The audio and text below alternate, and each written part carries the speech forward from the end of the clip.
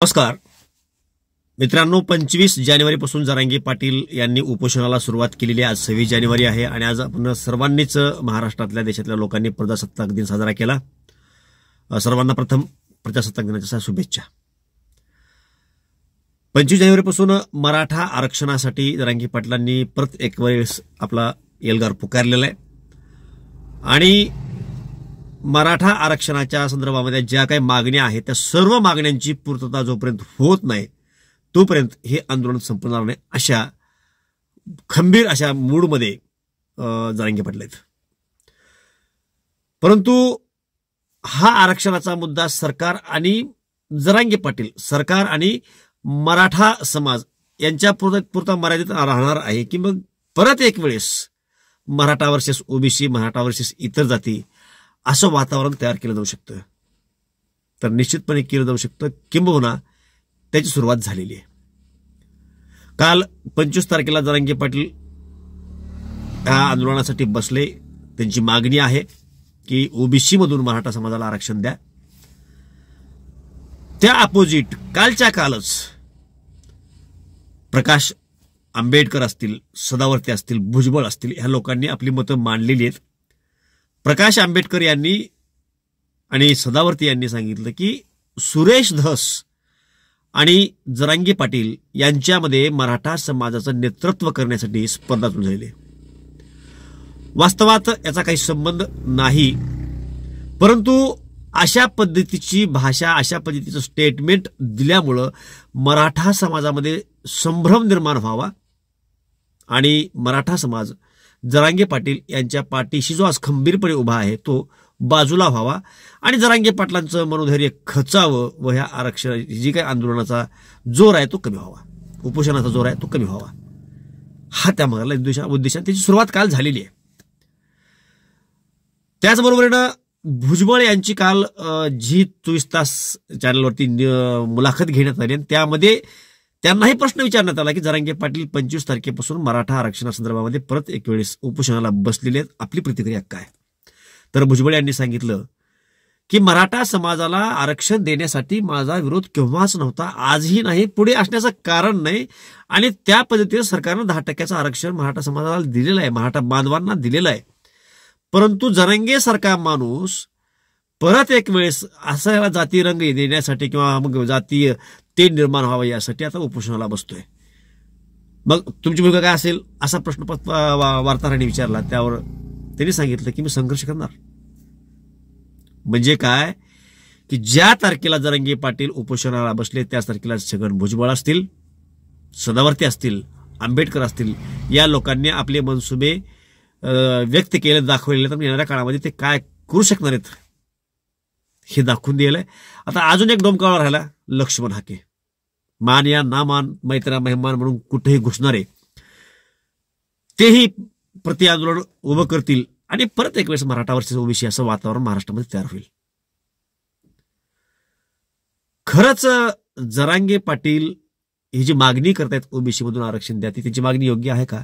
आणि जे इतर लोक सगळे म्हणतात की मराठा समाजाला मी 10% आरक्षण दिले, ते सत्य आहे का? ते प्रथम समजून घेणं अतिशय गरजेचं आहे।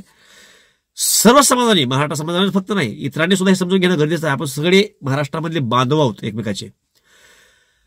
10% आरक्षण जे महाराष्ट्र सरकारनं दिलेलं आहे ते लागू होत नाही किंवा ते टिकू शकत नाही। त्याचं कारण असं आहे की महाराष्ट्रामध्ये ऑलरेडी 52% आरक्षण आहे। 50%ची मर्यादा महाराष्ट्रानं केव्हाच ओलांडलेली आहे। त्यामध्ये परत 10% EWS हे आरक्षण आलं असल्यामुळे महाराष्ट्राची आरक्षणाची मर्यादा 62%ला गेली आणि परत हे 10% महाराष्ट्र जमामध्ये मिसळला तर 72%ला आरक्षण जातं। अशा परिस्थितीमध्ये हे आरक्षण टिकणार आहे का? तर डेफिनेटली टिकत नाही, 100% टिकत नाही, त्यात शंकाच नाही कुठली।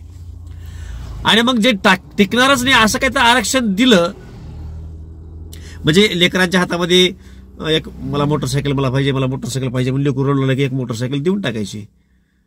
ते थोडं बहुतेक एक बॅटरी आहे, काही वेळ तेवढी चलते आणि पुन्हा बंद पडते, देणाऱ्याला माहिती आहे, पण त्या घेणाऱ्याला मूर्ख समजून ते द्यायचं, ती येड असेल तर घेते, मी खेळ ते पुन्हा मोडून जाते। पण ज्या दिलं त्याच्यावरती राग धरत नाही, कारण त्यांनी दिलं होतं ना। पण महाराष्ट्रातली जनता दूध खेळ राहिलेली नाही, सरकार धोकाधडी करतंय। यातून सुंदर असा मार्ग निघू शकतो का? तर निघू शकतो, ज्यातून ओबीसी समाजालाही कुठल्या प्रकारची अडचण होणार नाही, मराठा समाजाला कुठल्या प्रकारची अडचण होणार नाही, किंवा महाराष्ट्रातील सर्व जाती धर्माला एकत्रित करत याचा समन्वय साधत सर्वांनाच कसा न्याय द्यायचा हे काम सरकारचं असतं. ते करता येऊ शकतं का? तर येऊ शकतंय. कसं येऊ शकतंय? तर ज्या इंदिरा साहनी खटल्यामध्ये 50% मर्यादा लावली गेली आणि त्याच्यामुळंच 50% वरील कुठल्याही राज्यामध्ये आरक्षण नेता येत नाही, त्या इंदिरा साहनीमध्येच ओबीसीचं आरक्षण आणखीन 10% वाढवता येऊ शकते असं प्रोव्हिजन आहे, असं ओबीसी नेते हरिभाऊ राठोड वारंवार सांगतायत. ते सरकारला विनंती सुद्धा केली की तुम्ही मला पाचारण करा, मला बोलवा, मी येतो आणि तुम्हाला दाखवतो की मराठा आणि ओबीसी याच्यामधला वाद कशा पद्धतीने मिटू शकतो. परंतु सरकार त्यांना बोलवत नाही. सरकारला माहित आहे काय होऊ शकतं ते, सरकारला ते करायचं नाहीये, त्यांची मानसिकता ते करण्याची नाहीये. आणि मग जर हे 10% आरक्षण ओबीसीचं वाढणार असेल तर जे वाढणार आहे ते मराठा समाजामध्ये घ्या ना. म्हणजे मराठा समाज ओबीसी मध्ये घ्या म्हणतोय, तो ओबीसीच्या बांधवांनी सुद्धा सरकारला म्हणलं पाहिजे. आता ह्या स्टेपला, ह्या आरक्षणाच्या मुद्द्यावरती ह्या काळामध्ये ओबीसी समाजाला सुद्धा समर्थन दिलं पाहिजे. मराठा समाजाला सरकारला म्हणलं पाहिजे की मराठा समाजाला ओबीसी मध्ये घ्या, आमचा विरोध नाही. आम्ही विरोध का करतोय की आमच्याकडे सध्या जे आरक्षण आहे त्यामध्ये मोठ्या संख्येनं असलेला मराठा समाज जर आला तर आमच्यावरती अन्याय होईल.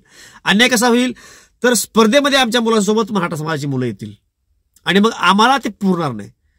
पण जर सरकार हा कोठा वाढवणार असेल तर मराठा बांधवाला तुम्ही ओबीसी मध्ये घ्या, आमची हरकत नाही. अशा पद्धतीचा स्टँड ओबीसी समाजाने घेणं गरजेचं आहे. का ते सक्सेस होऊ शकते का? तर होऊ शकतंय. ओबीसीचं 10% आरक्षण वाढू शकते असं खुद्द ओबीसीचे अभ्यासक हरिभाऊ राठोड वारंवार सांगतायत. सरकारने एक त्यांना बोलून घेतलं पाहिजे. आणि मग अशा पद्धतीनं मराठा समाजाला जी मागणी आहे की आम्हाला ओबीसी मध्ये घ्या, ती मागणी मान्य होईल, मराठा समाज शांत होईल. ओबीसी समाज का आज थांबा म्हणतोय की एवढ्या मोठ्या संख्येनं समाज असलेला मध्ये आला की आमच्यावर अन्याय होईल. पण जर टक्केवारी वाढणार असेल, म्हणजे 10% तुम्ही इकडे दिले ना, 10% इकडे वाढवा ना ओबीसी मध्ये, मराठामध्ये घ्या, का प्रॉब्लेम काय? बरं, त्याचबरोबर ना इतरही जातीसोबत मराठा समाजाची तुलना होणे किंवा स्पर्धा होणे, जसं ओबीसी मध्ये एनटी वगैरे केलेलं आहे तसं एक करून टाका. ओबीसी अ करा, ओबीसी बरा, काय ते कॅटेगरी करा आणि त्या कॅटेगरीमध्येच फक्त मराठा समाजाला आरक्षण उपभोगता येईल. म्हणजे मराठा समाजाची स्पर्धा मराठा समाजासोबतच राहील, इतरांसोबत होणार नाही. हे करता येणं शक्य आहे का? हे सगळं करता येऊ शकते, परंतु राजकीय इच्छाशक्ती ह्या सरकारची नाही आणि डोळ्यासमोर फक्त राजकारण आहे. सत्ता कशी राहील हे विषय आहेत.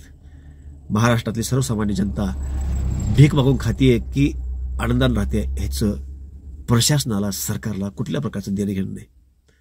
आणि सगळ्यात मोठं दुखणं ही आहे की इथली जनता आंधळी आहे. समोर चूक होते हे दिसत असताना सुद्धा आपण वारंवार त्या लोकांना निवडून देतो. ही शोकांतिका आहे ह्या जनतेची सुद्धा. म्हणजे बाबासाहेब आंबेडकरांनी मतदानासारखा एक पवित्र हक्क तुम्हाला दिला आणि तेही चुरून करायचं आहे, उघड नाही, भ्यायची गरज नाही. तरी सुद्धा आपल्याला योग्य माणसं कळत नाहीत, हे आपलं दुःख आहे. शेवटी मग आपल्या कुवतीनुसार सरकारमध्ये लोक येऊन बसतात आणि मग अशा पद्धतीने सगळ्या गोष्टी घडतात. तर या आरक्षणाच्या, या आंदोलनाच्या या टप्प्यावरती सर्व जाती धर्माच्या लोकांनी मराठा समाजाच्या पाठीमागे राहावा. सरकारला हा आग्रह करावा की मराठा समाजाला ओबीसी मध्ये घ्या आणि ओबीसीची कॅटेगरी जी काही मर्यादा ती वाढवा. सरकार ते करू शकतंय. असं झालं तर सगळे गुण्यागोविंदाने नांदू, आनंदाने नांदू, प्रेमानं राहू आणि सगळ्यांचे प्रश्न मिटतील. या बाबतीमध्ये आपल्या प्रतिक्रिया काय आहेत? आपल्याला काय वाटतं की खरंच असं शक्य आहे का?